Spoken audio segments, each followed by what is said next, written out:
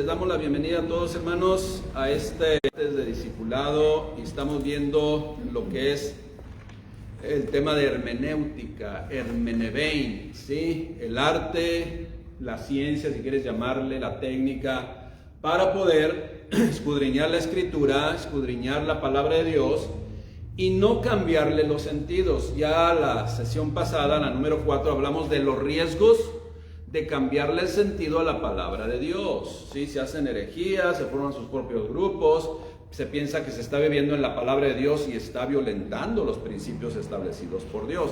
Entonces es bien importante que nosotros pidamos a Dios a través del Espíritu Santo y aplicando las reglas de la hermenéutica, que son técnicas para nosotros leer la Escritura y entonces recibir la revelación de aquello que Dios inspiró a los santos hombres de Dios. Así es de que la quinta sesión vamos a hablar ahora sí de la primera regla. La primera regla, quizás otros le puedan llamar de otra forma, ¿no? Yo lo establecí así, pero como primera regla le digo que la Escritura se interpreta por la misma Escritura, ¿ok?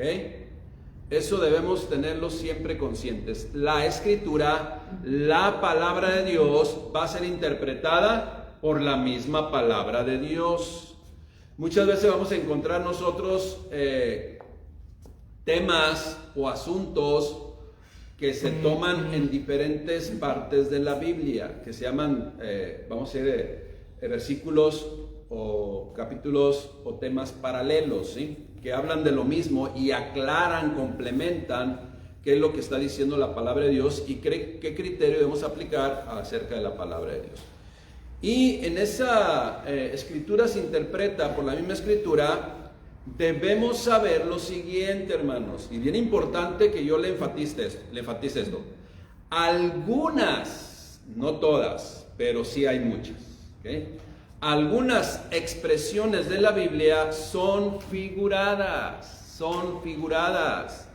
por lo tanto deberán considerarse, tomarse, interpretarse según el uso ordinario de la época en que se escribieron, ¿okay? Para nosotros saber a qué se estaba refiriendo, tenemos que irnos y transportarnos a la cultura, el momento, los tiempos, en el contexto donde se hicieron esos comentarios. Entonces, bien importante, otra vez lo vuelvo a repetir, algunas expresiones de la Biblia son figuradas, por lo tanto deberán interpretarse según el uso ordinario de la época en que se escribieron. Ahora, usted y yo sabemos que el lenguaje, y más nuestro castellano, miren, en diferentes partes de la República se usan palabras diferentes para referirnos a una cosa. Por ejemplo, aquí en la frontera le decimos automóvil, carro, ¿no? Y en otros lugares le dicen ¿cómo? Coche, le dicen ¿cómo más? ¿No más así? Automóvil, coche, carro, vehículo, auto, vehículo, ¿sí? Entonces, ahí está. Entonces, en diferentes lugares se le dice de forma, utilizando otra palabra. Bueno, entonces el lenguaje, imagínense ahora por las generaciones, imagínense ahora hace 100, 200, 300, 400 años, ¿no? O 1000 años o 2000 años, en los cuales el Señor Jesucristo compartió muchas enseñanzas, y en el Antiguo Testamento, pues más años todavía. Entonces el lenguaje es cambiante. El lenguaje se va transformando a lo largo de la historia. Y no solo también el significado de las palabras, sino las expresiones. Le voy a citar un ejemplo. La Reina Valera 1960 al joven le dice mancebo. Entonces, si usted le dice ahorita a un joven mancebo, usted lo será. Entonces, no, y quiere decir joven. Otro aspecto es el término sátrapa. Entonces yo escuché una vez un conductor ahí de la radio que se estaba refiriendo despectivamente a unos, no voy a decir quién, pero a unos personajes. Decía, esos son unos sátrapas, así despectivamente, ¿no? Bueno, pues en la Biblia vamos a encontrar la palabra sátrapa. ¿Y sabe qué significa sátrapa?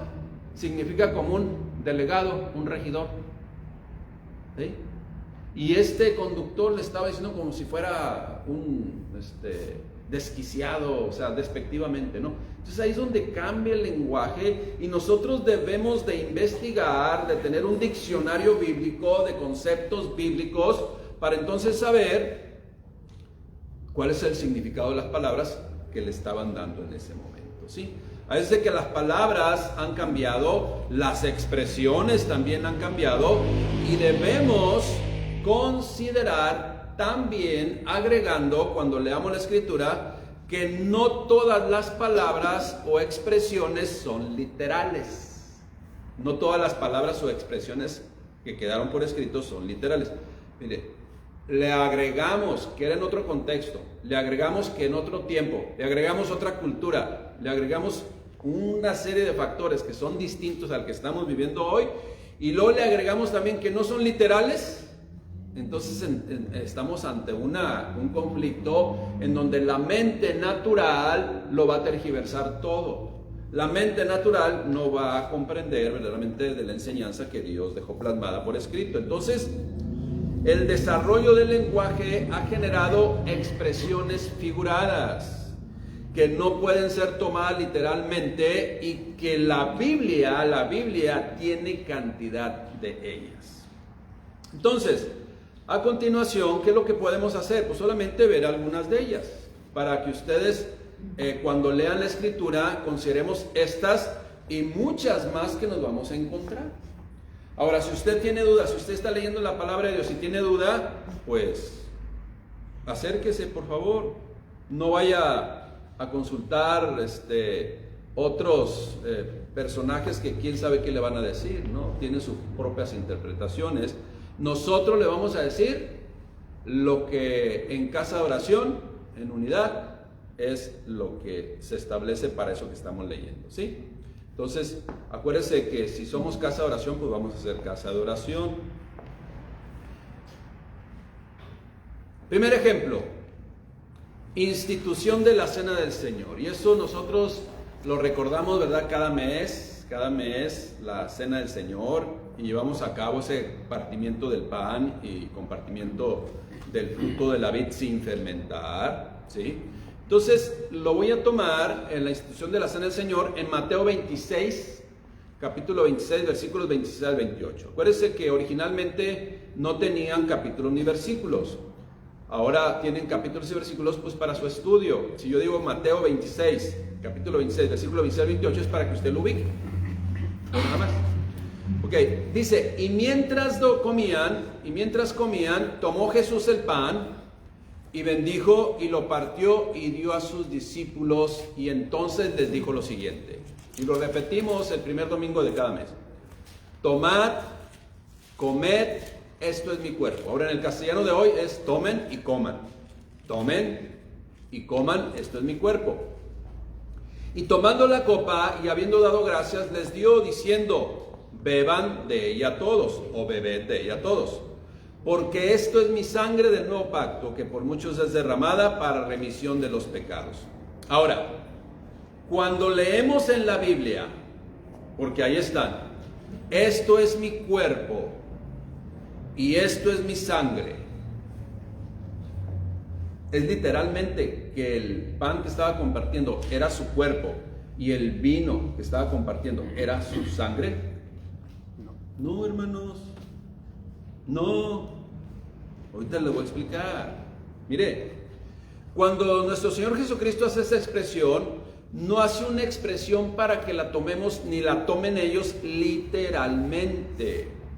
Que el pan sea el cuerpo de Cristo y el jugo de uva sea literalmente la sangre de Jesús. Lo que está usando el Señor Jesucristo es un lenguaje metafórico que Jesús usó y que era una costumbre hebraica. De tal forma que los discípulos ahí que estaban con él, sí comprendieron el verdadero sentido simbólico de su declaración, ya que su cuerpo literalmente estaba ante sus propios ojos. O sea, ahí estaba él físicamente, ¿sí? Hoy el cuerpo y el pan representa su cuerpo, y el vino que utilizamos, el fruto de la vid, dulce, sin fermentar, porque acuérdense que la fermentación es una contaminación, ¿sí? Y la levadura es una contaminación. Por eso dice pan sin levadura y vino sin fermentar. Entonces, hermanos, hoy cuando lo hacemos representan eso que él dijo ahí, que él estaba ahí físicamente y que estaba su cuerpo y estaba pues él en su plenitud y su sangre que iba a derramar. Así es de que de la mala interpretación de estos versículos y la falta de aplicación de esta regla de la hermenéutica, que algunas expresiones son simbólicas o figuradas y que no se deben de tomar en sentido literal, pues precisamente surgió lo que se conoce como la doctrina de la transubstanciación. ¿Cuánto? Levante la mano quien ha escuchado la doctrina de la transubstanciación. 2, 3, 4, 5 personas, ok. ¿Qué es la doctrina de la transubstanciación? Que no es bíblica, obviamente, ¿no? No es bíblica. La doctrina de la transubstanciación considera, pues, esta narración bíblica y dicen que es literal y que se debe hacer así como lo hizo el Señor Jesucristo, porque son palabras de Cristo. Tomen y coman mi cuerpo y beban mi sangre, ¿sí? Ahora, de acuerdo a ese dogma, porque fue establecido por los seres humanos, o creencia firme y verdadera para ellos, estos versículos de la Biblia deben de ser interpretados literalmente sin dar lugar a interpretaciones simbólicas. Ellos lo toman literal.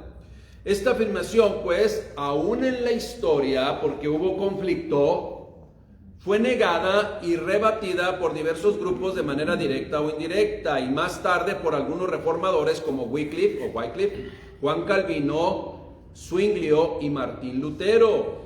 La doctrina, pues, de que la transubstanciación no era literalmente lo que estaban comiendo y compartiendo la sangre y el cuerpo de Cristo, también fue echada, ¿sí?, fuera en esa reunión o en ese donde se rebatió, donde se debatió, donde se llegó a una conclusión que estaba totalmente incorrecto. Entonces, hermanos, de acuerdo a la doctrina de la transubstanciación, se dice que la sustancia del pan cambia por un milagro y por las palabras de la consagración que pronuncia un sacerdote, en donde por ese ritual que se hace, se convierte en el cuerpo de Cristo el pan. El pan se convierte en el cuerpo de Cristo. O sea, el pan la hostia que comparten, ¿no? Y también con ese ritual, el fruto de la vid, que creo que si usan fermentado, se convierte literalmente en la sangre de Cristo. Ahora resulta que somos antropófagos y murciélagos, No, hermanos, ya no puede ser posible. De hecho, acuérdense, la Escritura interpreta la propia Escritura. Y encontramos una ley en el Antiguo Testamento que no debemos tomar sangre. Así es de que si la doctrina de la transubstanciación es literal, entonces estamos violentando un principio, un mandamiento de Dios del Antiguo Testamento, que dice que no beberá sangre. ¿Sí? No se debe beber sangre. Entonces, hermanos, no es literal, es simbólico y debemos nosotros considerarlo. Y esos son los errores que se cometen cuando no se aplican precisamente las reglas de la hermenéutica, en donde se utilizan frases que no son literales y además que la Escritura va a interpretar a la propia Escritura en otro versículo bíblico o un versículo paralelo. De tal forma, pues, que el error es tomar frases literalmente, no como una expresión figurada o una forma o una costumbre de una cultura para decir las cosas. Así se decían en aquel tiempo, se establecían en aquel tiempo. Y listo, por ejemplo, usted si analiza el primer capítulo de Génesis, primer capítulo ve cómo dice la creación, cómo formó al hombre, y el segundo capítulo continúa cómo se hizo la creación, porque esa era una costumbre de aquellos tiempos, primero narrar de forma particular y luego general, o primero de una forma más sintetizada y luego ya más generalizada. Son cosas que se utilizaban en el tiempo en el cual se escribió, en el tiempo del contexto en donde se escribieron estos pasajes bíblicos. Así es de que en la palabra de Dios, en la Biblia, encontraremos muchas expresiones peculiares, ¿sí?, del idioma hebreo.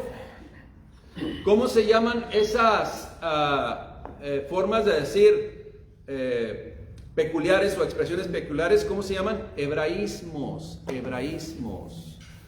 ¿Qué es un hebraísmo? Es un lenguaje simbólico. Los hebraísmos eran expresiones propias y exclusivas del pueblo judío. Propias y exclusivas del pueblo judío.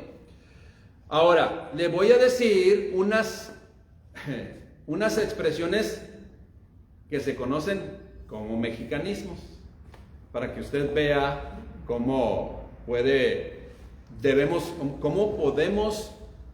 o cómo debemos investigar a qué se refería con esa frase para saber entonces obtener una enseñanza o una aplicación. Por ejemplo, a ver, ponte las pilas. Hermanos, pónganse las pilas, ¿verdad? ¿Y qué? Entonces vamos a ir allá. Lalo, ¿dónde están las pilas? A ver.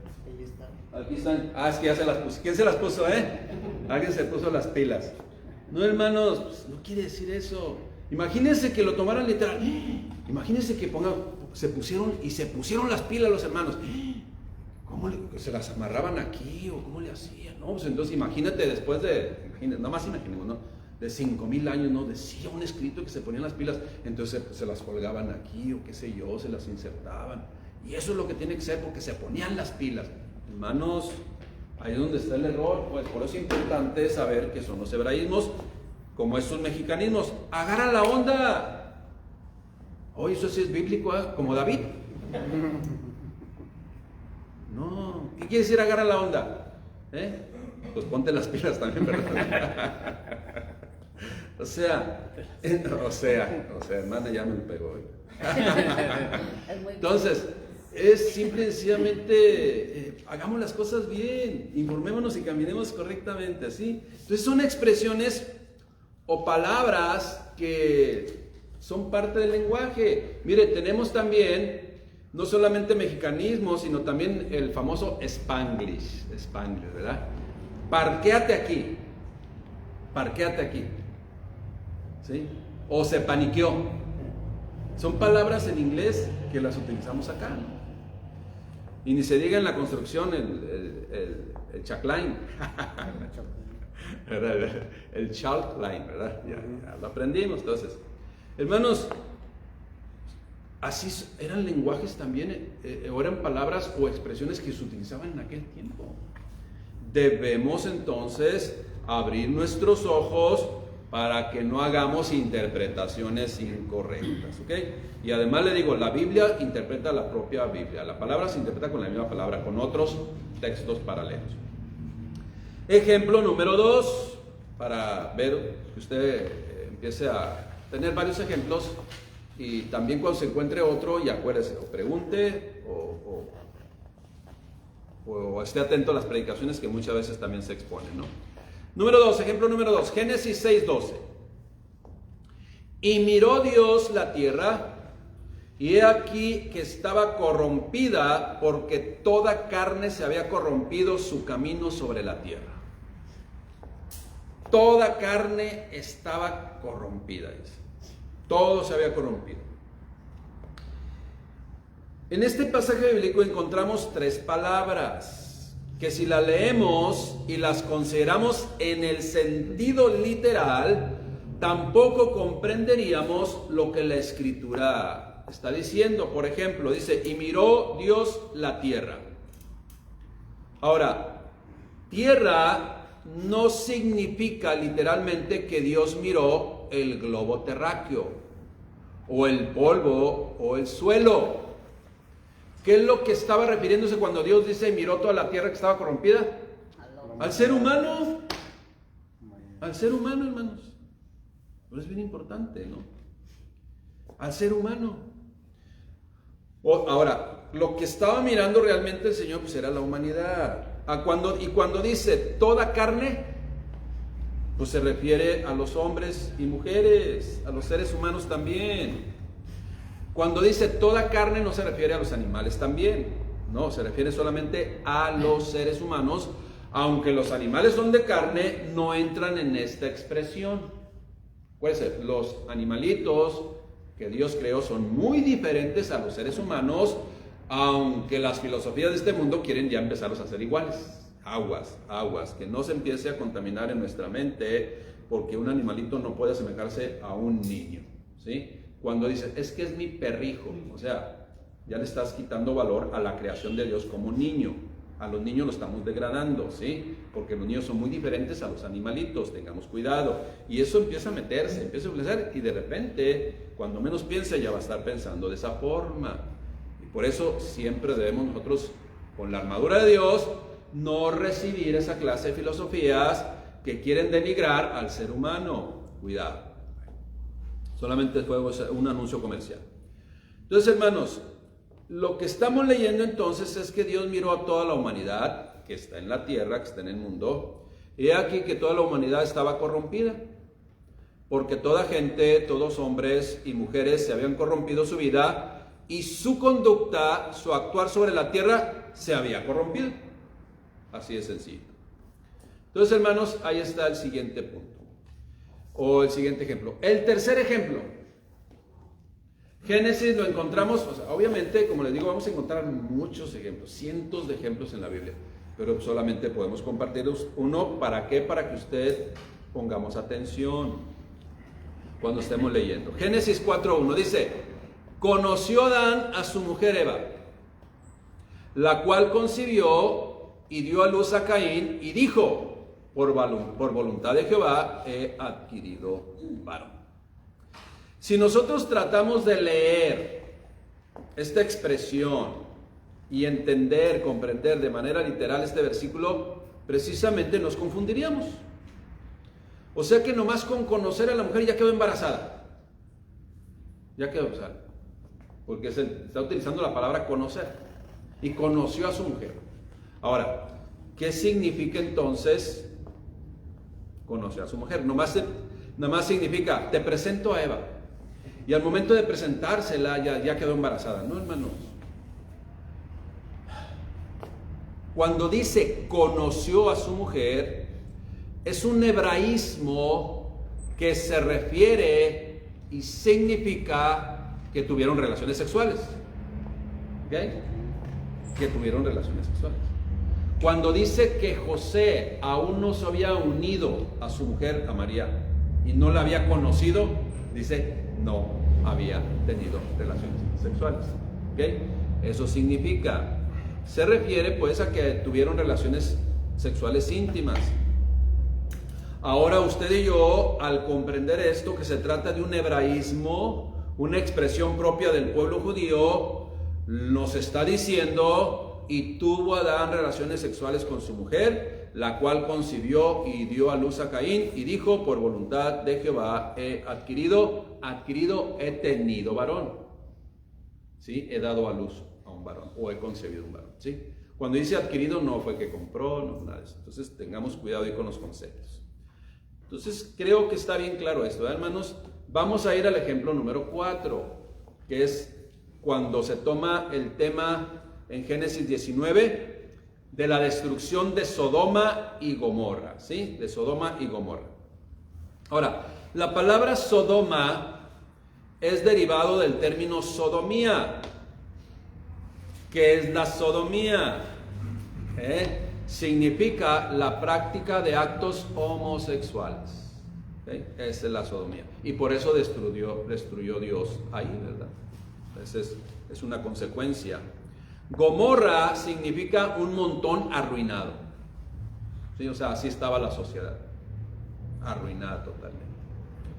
Del significado de estas dos ciudades podemos leer traducción, o podemos traducirla de la siguiente manera: la destrucción de un montón de homosexuales arruinados. Eso es lo que dice. Eso es lo que literalmente. Ahora, cuando nosotros nos adentramos a lo significado de la escritura, pues los hijos de Dios no vamos a salir ofendidos, ¿verdad que no? Pues no, porque sabemos que hay prácticas que no son correctas delante de Dios. Ahora, ¿quién va a salir ofendido? Pues el que se puso el saco. Yo no le pongo el saco a nadie. La gente sola se pone el saco. Como decir, ese es un mexicanismo, ¿verdad? Entonces, si alguien se ofende es porque realmente le quedó el saco, se puso el saco y pues ni modo, no podemos cambiar lo establecido por Dios. Por eso la gente odia a Dios, porque no va con su forma de pensar. Pero la gente es la que se aparta de Dios. Dios no quiere que ninguno se pierda, sino que todos procedan al arrepentimiento. Pero la gente es la que se aparta de Dios, con sus problemas, con sus conflictos, con su forma de pensar, totalmente alejada de la voluntad de Dios, dándole rienda suelta a una libertad que los lleva a una esclavitud. El único que nos puede hacer libres se llama Jesucristo, verdaderamente. Si el Hijo les libertare, seréis verdaderamente libres. Entonces ahí está. Entonces, se destruyó ahí. Eso lo puede leer usted en Génesis 19, del 1 al 8. ¿Y qué es lo que leemos ahí en Génesis 19, del 1 al 8? Llegaron pues los dos ángeles que habían adoptado forma humana a Sodoma a la caída de la tarde, y Lot estaba sentado a la puerta de Sodoma. Y viéndolo, Lot se levantó a recibirlos y se inclinó hacia el suelo y dijo: ahora, mis señores. Ahora, no les dijo ángeles, usted está viendo ahí: os ruego que vengáis a casa de vuestro siervo y ahí se hospeden. Y yo lavaré vuestros pies, y por la mañana se levantarán y seguirán vuestro camino. Y ellos respondieron: no, que en la calle nos quedaremos esta noche. Mas él porfió con ellos mucho, insistió. Y fueron con él y entraron en su casa y les hizo banquete y coció panes sin levadura y comieron. ¿Okay?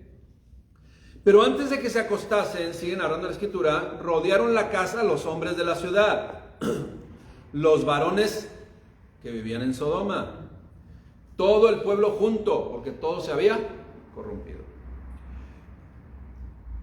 Todo el pueblo junto. Y luego dice lo siguiente, bien, todo el pueblo junto. Rodearon la casa hombres de la ciudad, los varones de Sodoma, todo el pueblo junto, desde el más joven hasta el más viejo. Desde el más joven hasta el más viejo. Y llamaron a Lot y le dijeron: ¿dónde están los varones? No dijeron los ángeles, ¿sí?, que vinieron a ti esta noche. Y entonces viene una palabra ahí: sácalos para que los conozcamos. Entonces Lot salió a ellos a la puerta y cerró la puerta tras sí. ¿Qué es lo que querían hacer estos personajes, estos seres humanos que se habían corrompido en Sodoma y Gomorra, que por eso fueron destruidos? Querían tener relaciones con ellos. ¿Okay? Ahí está, hermanos. Por eso es bien importante leer la escritura, ¿sí? Leer la escritura. Y por eso fueron destruidos, simple y sencillamente porque habían llegado a una perversión, que toda perversión en los últimos tiempos va a ser destruida también. Mandato de Dios. Pero hay tiempo de arrepentimiento, hay tiempo que se restaure la vida por medio de Cristo. Es importante entregar nuestro corazón al Señor Jesucristo para que entonces cambie nuestra naturaleza y entonces cambie nuestro destino, establecido por Dios. Último ejemplo, hermanos.